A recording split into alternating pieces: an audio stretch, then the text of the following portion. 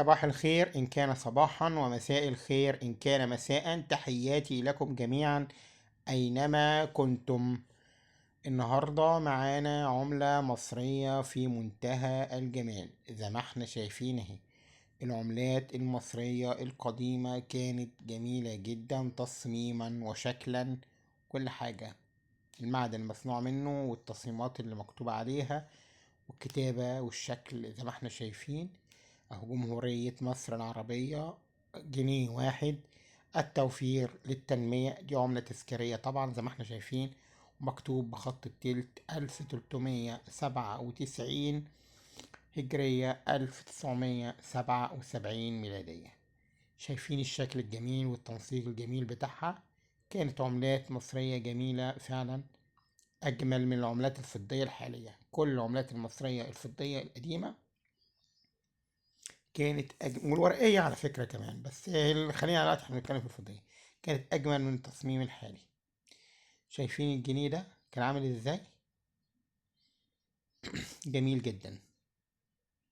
هو طبعا دوت مش فضة دوت سبيكة من معدن البرونز والألمونيوم، مش فضة.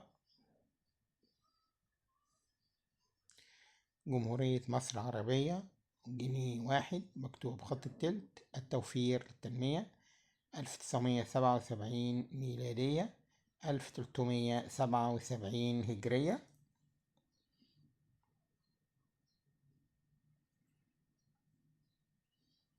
رسمات فرعونية جميلة عليها، والتصميم جميل، والسمك بتاعها كان خفيف كده وحلو جدا.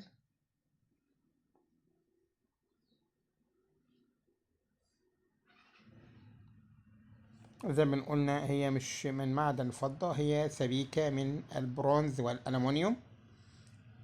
هي معمولة تذكارية. في منها فئات طبعا 10 و10 مليم ومش عارف 5 مليم وحاجات التوفير للتنمية. لكن اللي معانا دي هي جنيه. انا تقريبا هعرضها لكم على نفس القناة برضو، اللي هي التوفير للتنمية دي اللي هي اللي 10 مليم تقريبا، موجودة ايوه.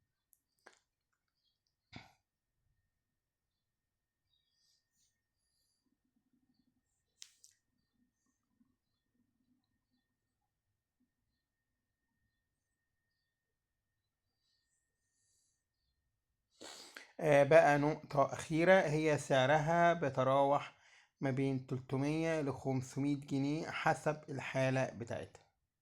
هي قطع نادرة شوية.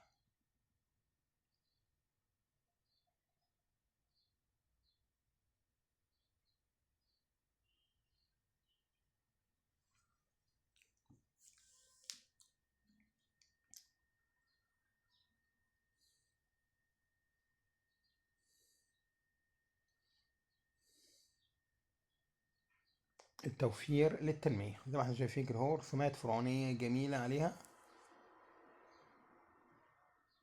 تصميم رائع جدا.